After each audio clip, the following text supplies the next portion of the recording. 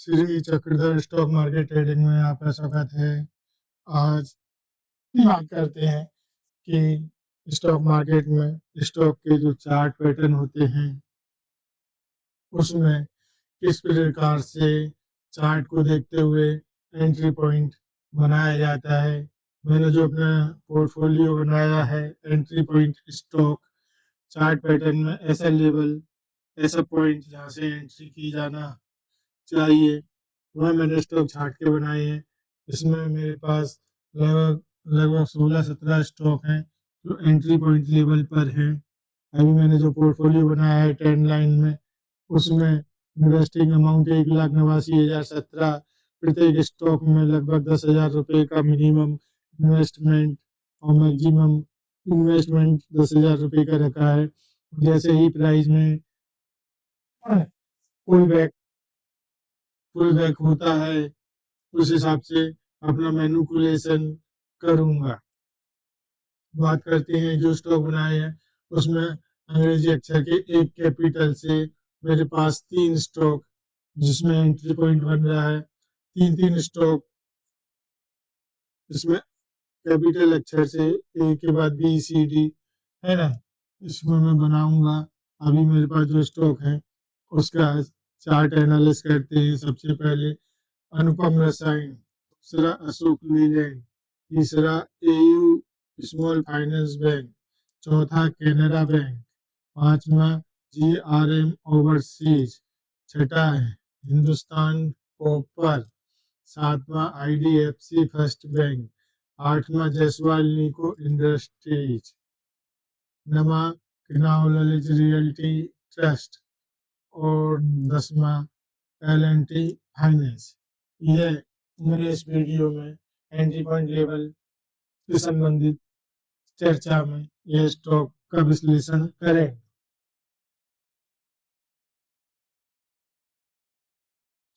सबसे पहले विश्लेषण करते हैं अनुपम रसायन का। यह कंपनी स्पेशलिटी केमिकल से रिलेटेड स्टॉक है। इसका मार्केट कैप 14,000 करोड़ का है। महत्वपूर्ण है इसका चार्ट पैटर्न। अब इसको चार्ट पैटर्न को वीकली कैंडल पर देखते हैं। वीकली कैंडल पर इसका जो हाई प्राइस का लेवल है 1,230 का, इसका ब्रेकआउट हुआ और ब्रेकआउट होने के बाद प्राइस 1,324 पे हाई जाने के बाद फिर इसी लेवल को टच किया है। अब इस चार्ट को देखा जाए तो सबसे महत्वपूर्ण बात यह है कि इसने पिछला हाई प्राइस का लेवल को ब्रेकआउट किया और वापस इसी का सपोर्ट लिया है। अब इस लेवल के ऊपर 1,230 के ऊपर जब भी प्राइस अपसाइड रहेगा, अपसाइड का मोमेंटम रहेगा, दूसरा सपोर्ट लेवल है ये नीले कलर की ट्रेंड लाइन। यह स्टॉक बेहतरीन है। इस स्टॉक में नजर रखी जाती है। नजर पैटर्न आई बना देते हैं और इस स्टॉक में मुझे काफ़ी अच्छा इन्वेस्टिंग का लेवल दिखाई दे रहा है, इसलिए इसमें इन्वेस्टिंग का ये प्रॉफिट बेहतरीन है। अब दूसरा स्टॉक जो है वो है अशोक लीलैंड। अशोक लीलैंड का मार्केट कैप 1,13,363 है। अभी इसका प्राइस 192 रुपये चल रहा है। इसका पी देखा जाए तो पी 34 का है और PEGTTM 1.5 का है, जो एक के अंदर होना चाहिए। अब इस स्टॉक को देखा जाए तो स्टॉक काफ़ी कम प्राइस से ओपन हुआ था, जो ओपन हुआ था 2006 में लगभग, और इसका प्राइस 10 रुपये के लगभग था। अभी प्राइस 192 तक आ चुका। काफ़ी अच्छी और बड़ी कंपनी है। और सर्वाधिक महत्वपूर्ण है कि इसका जो हाई प्राइस का लेवल था, ये जो लेवल था 84 रुपये का, इसको प्राइस ने अपसाइड की हो इस लेवल पर 2024 में ब्रेकआउट किया और ब्रेकआउट के बाद अब अच्छा खासा अपसाइड का मोमेंटम 192 रुपये तक किया है। देखा जाए तो यह एक सपोर्ट यहाँ एक लेवल, दूसरा यहाँ लेवल, इसका ब्रेकआउट यहाँ हुआ था सेकंड ब्रेकआउट ये हुआ है। अब यहाँ से इस तरह का ब्रेकआउट होता है तो प्राइस 100% 200% अपसाइड का मोमेंटम मिलता है इस स्टॉक में। मेरा मिनिमम टारगेट 500 रुपये का है। अभी 192 प्राइस चल रहा है। जो मेरा टारगेट है उसमें 400 रुपये का सेट किया है। मिनिमम प्राइस 400 रुपये का टारगेट है, जबकि इसमें 500-700 रुपये का टारगेट बनता है। बहुत बेहतरीन कंपनी है। यदि इसमें अच्छा खासा इन्वेस्ट किया जाए तो काफ़ी अच्छा प्रॉफिट जनरेट करके ये कंपनी देगी। तीसरा स्टॉक है एयू स्मॉल फाइनेंस बैंक। इसका मार्केट कैप 72,000 करोड़ का है। इसका पी 31 का है। पीईजी 1.8 का है। अब इसमें देखा जाए तो इसमें भी महत्वपूर्ण रेजिस्टेंस लेवल टूटा है। ये 1, 2, 3, 4, 5 छठी बार 6 अटेम्प्ट में ये ब्रेकआउट टूटा है और 829 में ये ब्रेकआउट टूट कर अभी 966 का गया है। इसमें कम से कम बेहतरीन वाला 8 दूनी 16 2,000 रुपये का इसमें टारगेट है। 2,000 रुपये पे ये स्टॉक पहुंचेगा। आगे आने वाले वीडियो में बताऊंगा। अब चौथा स्टॉक है कैनरा बैंक। कैनरा बैंक में ऑफरोडेबल वैल्यूएशन है। वैल्यूएशन स्कोर अच्छा है। मोमेंटम स्कोर 62 है और ड्यूरेबिलिटी स्कोर 70 है। कैनरा बैंक का मार्केट कैप 1,37,000 करोड़ का है। इसने 52 वीक में 56% का रिटर्न जनरेट करके दिया है। अब इस चार्ट को देखा जाए तो इसके चार्ट में पिछला जो हाई प्राइस का लेवल था 154 रुपये का, इसने यहाँ पर ब्रेकआउट किया है। और जब भी ये इससे ऊपर रहेगा 154 रुपये के ऊपर रहेगा, अच्छा खासा साइड के जाने की संभावना है। मेरा इसमें टारगेट है 500 रुपये का। ये स्टॉक 500 रुपये पे पहुंचना ही चाहिए। 500 रुपये पे पहुंचेगा, निश्चित पहुंचेगा। यदि ब्रेकआउट अच्छा सक्सेसफुल रहा तो 500 रुपये का टारगेट, 550 रुपये का टारगेट मैं इसमें क्रिएट करता हूँ। अब अगला स्टॉक है GRM ओवरसीज। इसका मार्केट कैप 2,984 करोड़ का है। छोटा मार्केट कैप है। कंपनी करती क्या है? एग्रीकल्चर प्रोडक्ट बनाती है। कंपनी का बिजनेस बहुत बेहतरीन है।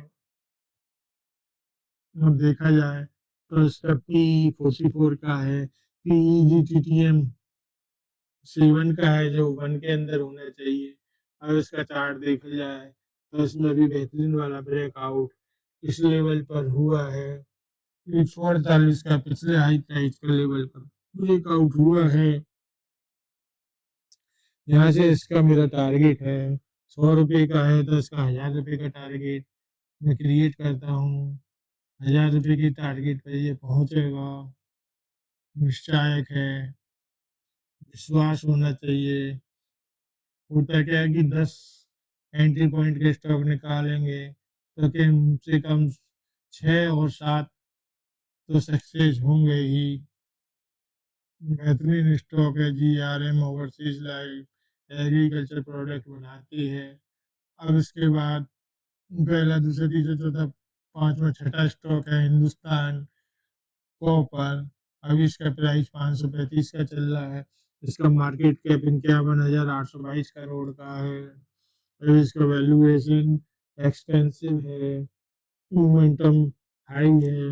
अब इसका चार्ट देखा जाए तो यह स्टॉक अपने पिछले हाई प्राइस लेवल के पास में ही है।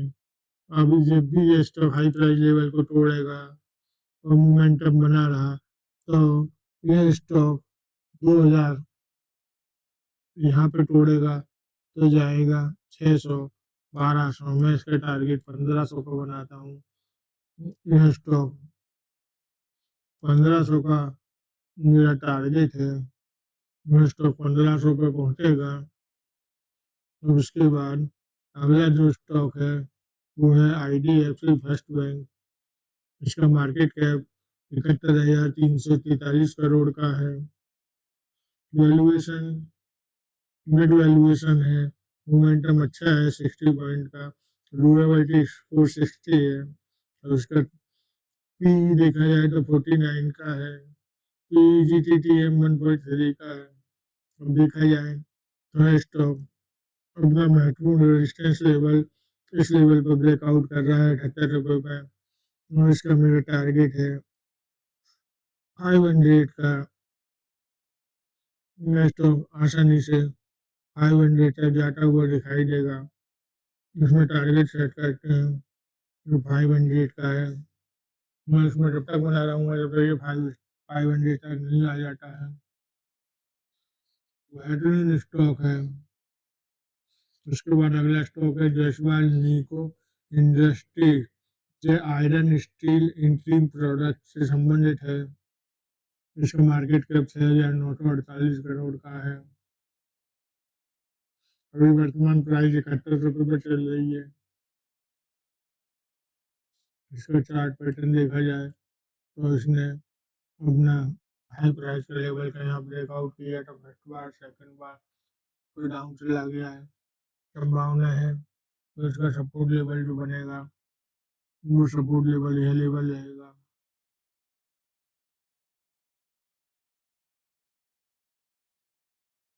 65 रुपये का यहाँ पर आने के बाद ये फिर से पुल करेगा और पुल बैक तो इसकी ट्रेंड लाइन इस प्रकार से निकल के आती है।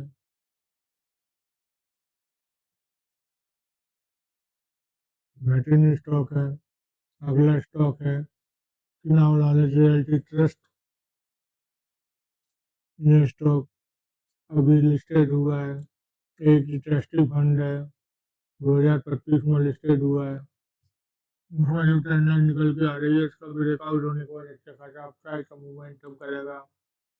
अगला स्टॉक है L&T फाइनेंस, मार्केट के 72,000 करोड़ का है। वर्तमान प्राइस 288 का है। बेहतरीन कंपनी है। ये अपना ब्रेकआउट कर चुका है। ब्रेकआउट लेवल था 203 का, अभी प्राइस 288 पे चल रहा है। यहाँ से डबल ट्रबल होने की पूर्ण संभावना है।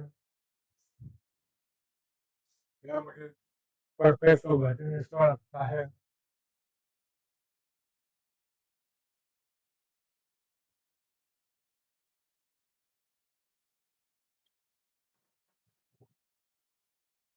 L&T फाइनेंस मेरा बेहतरीन पसंदीदा स्टॉक है। लेकिन अपने ब्रेकआउट लेवल से काफी निकल चुका है। ब्रेकआउट लेवल था 200 रुपये का, 288 पे पहुंच गया। 300 तक इसका टारगेट है।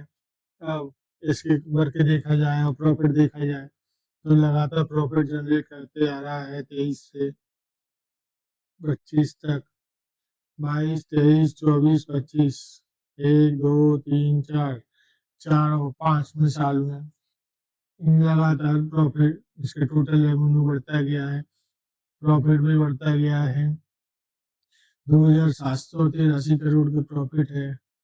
इसमें फंडामेंटल देखा जाए तो 66% प्रमोटर, 7% के लगभग एफआई और 11%, 12% के लगभग म्यूचुअल फंड इसमें इन्वेस्टेड किए हैं। इसकी महत्वपूर्ण वाली ट्रेंड लाइन बन के निकल के आ रही है। जब तक इस ट्रेंड लाइन के अंदर है स्टॉक में लगातार खरीदी की जाना चाहिए। स्टॉक मार्केट में फंडामेंटल महत्वपूर्ण होता है। दूसरी महत्वपूर्ण चीज चार्ट पैटर्न होता है। दोनों चीजें मैच हो तब अच्छा प्रॉफिट जनरेट कर होता है। चार्ट पैटर्न विशेष महत्वपूर्ण तो होता है कि कोई भी स्टॉक पुल बैक करता है। यहाँ हाई लेवल को छूने के बाद इसने बैक किया, फिर पुल बेहतरीन किया, अब ये बैक मारेगा, कहाँ तक बैक मारता है, फिर पुल मारेगा और दिए गए टारगेट तक यह आसानी से पहुंचता हुआ दिखाई देगा। इसमें मेरा टारगेट जो है 500 रुपये का निर्धारित करता हूँ, 1,000 रुपये का निर्धारित करता हूँ। 1,000 रुपये पे ये प्रॉफिट आसानी से जाते हुए देखने को मिलना चाहिए। 1,000 रुपये का टारगेट है। लाइट चली गई है इसलिए मैं इसको बंद करता हूँ। धन्यवाद।